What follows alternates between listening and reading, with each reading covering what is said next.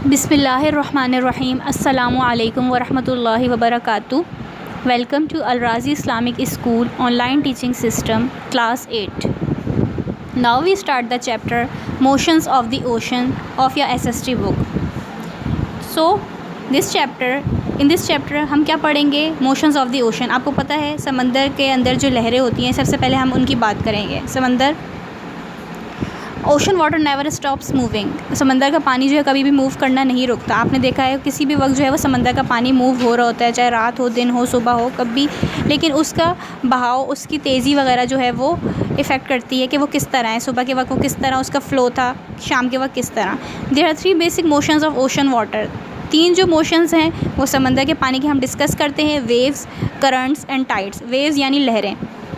सबसे पहले वेव्स की बात करते हैं। Waves are pulses of energy that move through the ocean.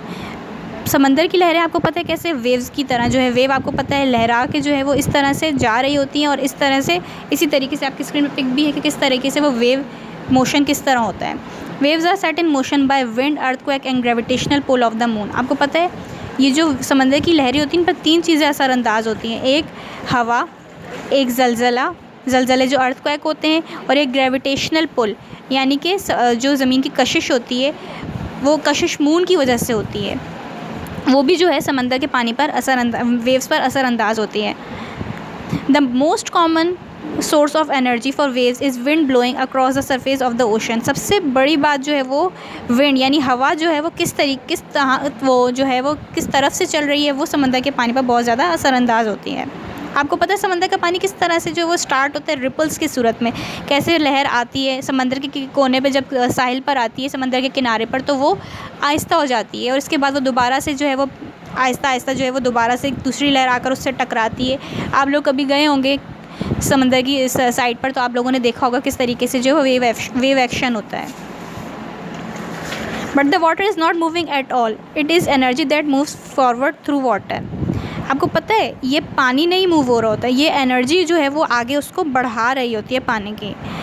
Water producing waves one are after another. आपको पता है जैसे मैंने पहले बताया कि पानी आता है उसके ऊपर से दूसरी लहर आती है, उस पानी के साथ मिक्स हो जाती है, तो वो एनर्जी से इतनी ज़्यादा ताकत से आती है वो लहर कि वो पानी के साथ जो है वो मिक्स हो जाती है। Wave energy is not only pass forward from one particle to another, it is also pass downward from particle to particle. ये आपको पता है, आपने कभी समंदर के पानी को नोटिस किया हो गौर से, अगर आपका अब भी जाना हो तो आप लोग उस पानी को ज़रा गौर से देखिएगा, तो आप देखते हैं कि एक लहर के ऊपर कैसे तेज़ी से दूसरी लहर आती है और फिर वो पानी मिक्स हो जाता है और फिर इसी तरीके से पानी जो है वो पीछे डाउनवर्ड की तरफ भी होता है। इसी तरीके से अल्लाह ताला ने ये सिस्टम बनाया हुआ है। तो अब हम आगे डिस्कस करते हैं इसके बारे में कि the height of the surface waves depend on 3 factors. वो फैक्टर्स क्या हैं? These factors are wind speed, हवा की speed, the length of time, time जो है वो उसके कितने लंबा है time, and the wind blows and the distance the wind blows over the water, कि कितनी जो तेज़ रफ्तार से हवा चल रही है और कितने जो है वो पानी के ऊपर कितने जो है वो हवा मौजूद है। तो वो तमाम इनको जो है वो फैक्टर्स जो है वो डिपेंड करते हैं पानी की लहरों पर, ये जो मैंने अभी आपके सामने डिस्कस किए हैं। अब जो आपकी स्क्रीन पे पिक है आप देखिए, इसमें बताया गया है the highest point of the wave is called the crust. ये जो वेव का जो पीक है दिखाया गया है जिसमें क्रस्ट है, एरो बना हुआ है, ये जो वेव का हाईएस्ट पॉइंट होता है, मतलब वेव जो होती है लहर होती है अपने पॉइंट पर, अपने पीक पर होती है, तो वो क्रस्ट कहलाता है। The lowest point of a wave is called the trough. और जो नीचे वाली तरफ जो है, जो नीचे समंदर के अंदर जो लोवेस्ट पॉइंट, सबसे लहर का जो सबसे नीचे वाला पॉइंट होता है, तो वो क्या कहलाता है? ट्रफ कहलाता है। The horizontal distance between 2 consecutive crust और 2 consecutive troughs is called the wave length. जो हॉरिजॉन्टल डिस्टेंस होता है, आपको पता है हॉरिजॉन्टल किस तरीके से होता है, इसी तरीके से होता है। हॉरिजॉन्टल जो है वो इन दोनों का डिस्टेंस जो मालूम करने का होता है, और जो कॉन्जिक्यूटिव ट्रफ के दोनों के नीचे का जो डिस्टेंस मालूम करने का उसको क्या कहलाते हैं? वेव लेंथ कहा जाता है।